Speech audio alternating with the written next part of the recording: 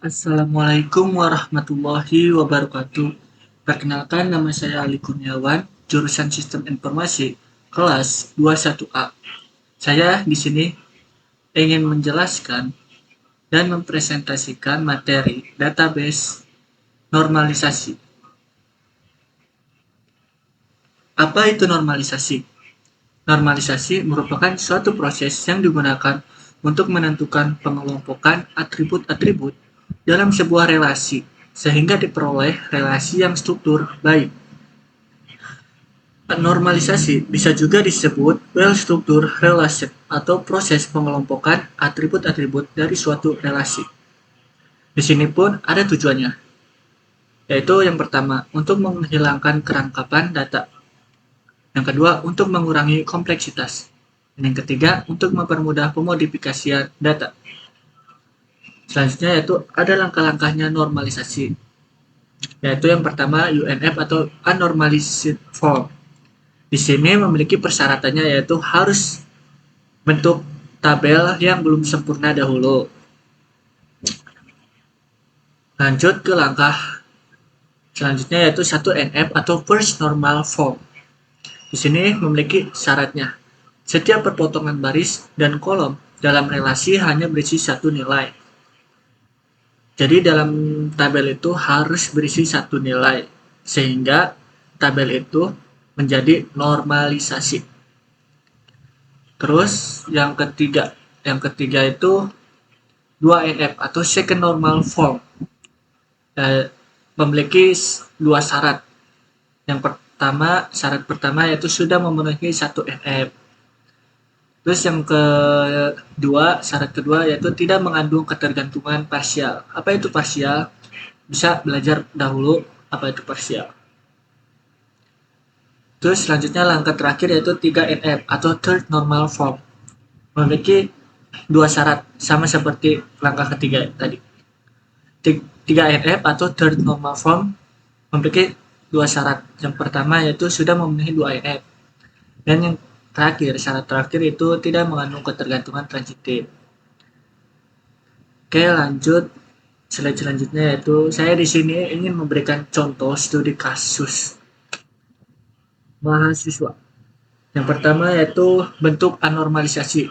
Seperti yang saya tadi bahas, yaitu langkah-langkah normalisasi. Yang pertama itu anormalis form atau bentuk tabel yang belum sempurna. Yang pertama itu bentuk anormalisasi atau bentuk tabel anormal. Di sini bentuk tabelnya itu anormal. Kenapa anormal? Karena value pada kolom kode MK ini lebih dari 1. Karena kalau misalnya nilai value dalam kolom lebih dari 1, yaitu tabelnya anormal. Itulah mengapa masih disebut anormalisasi. Oke, kita lanjut ke slide berikutnya. Nah, di sini yaitu bentuk tabel 1NF atau first normal. Di sini tabel sudah berbentuk normalisasi. Kenapa berbentuk normalisasi? Atau bagaimana caranya merubah tabel anormal menjadi normalisasi? Caranya yaitu value pada masing-masing kolom hanya ada satu nilai. Syarat untuk tabel yang normalisasi yaitu memiliki satu nilai, yang dimana ini sama ini itu memiliki satu nilai. Nah, memiliki satu nilai. Jadi tabel ini bisa disebut normalisasi atau tabel normal. Oke, lanjut ke cara tabel 2NF atau second normal form, yaitu memiliki ketergantungan fungsional. Sini ada catatan yang udah saya ketik. Pada bentuk 1NF masih terdapat ketidaktergantungan terhadap beberapa kolom. Misalnya, tempat tanggal lahir tidak bergantung pada kode matkul. Tempat tanggal lahir tidak bergantung pada kode matkul. Ya, pasti. tidak bergantungan. Sehingga tabel dipecah menjadi 3 bagian agar tabel-tabel tersebut dapat memiliki ketergantungan terhadap kolom-kolomnya. Misalnya nih, tabel pertama kan mahasiswa nih. Kita pisah. Tabel pertama itu kan seperti ini. Nah, kita ingin pecahkan jadi 3 supaya bisa masing-masing mempunyai ketergantungan. Kita pecah name dengan nama mahasiswa dan tempat tanggal lahir. Kita pecah matkul, kode MK dan SKS. Nilai kita pisah. Jadi 3 tabel. Seperti gambar slide yang berikutnya. Nah, di sini kan tabel mahasiswa. Yang di depan ini kita jadikan tabel mahasiswa. Tabel mahasiswa kuncinya atau primary key-nya yaitu name. Name bergantung pada nama mahasiswa dengan tempat tanggal lahir. Lanjut, tabel 2 atau mata kuliah, yaitu memiliki kunci atau primary key-nya kode MK. Karena kode MK bergantung pada matkul dengan SKS. Terus sisanya yaitu nilai dan bobot. Nah, kita jadikan tabel ketiga.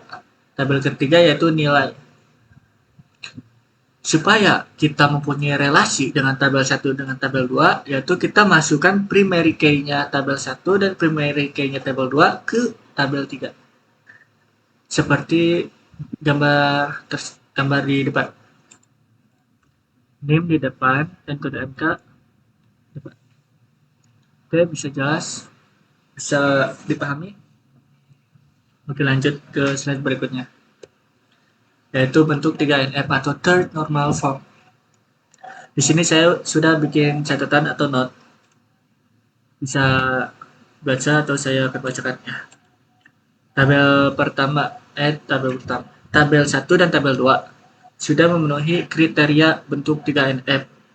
Sedangkan tabel ketiga belum memenuhi 3NF. Karena bila kita ingin merubah value bobot dari nilai, maka kita akan melakukan perubahan pada banyak record atau baris yang lainnya. Sehingga pada bentuk 3NF, tabel 3 dapat dipecah lagi menjadi 2 tabel agar memenuhi kriteria bentuk 3NF. Seperti gambar berikutnya yaitu tabel 3. Tabel 3 kan seperti ini nih, tabel nilainya. Kita pecahkan lagi seperti ini. Kenapa dipisahkan?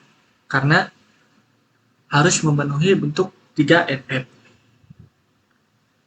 atau Third Normal Form. Jadi si kolom, bukan tabel ya, si kolomnya tuh si nilai sama si bobot kita pisahkan.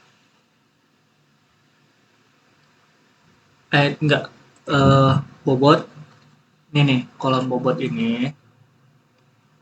bobot seperti ini kita pisahkan di sini.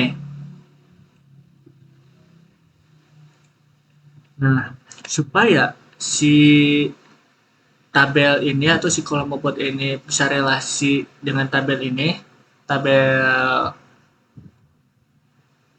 sama tabel yang ini, kita harus masukkan kolom nilai supaya bisa sejalan atau bisa bisa relasi gitu. Jadi tabel 3A yaitu tabel 3A nilai yang berisi kolom nilai dengan bobot. Terus lanjut ke tabel 3B atau nilai yang berisi name, kode MK dan nilai. Nah, di sini kan nilai. Di sini ada nilai. Nah, di sini ada nilai. Jadi bisa relasi dengan tabel ini. Oke, sekian dari saya penjelasan tentang mengenai normalisasi atau database normalisasi. Saya akhiri, kurang lebihnya mohon maaf. Wassalamualaikum warahmatullahi wabarakatuh.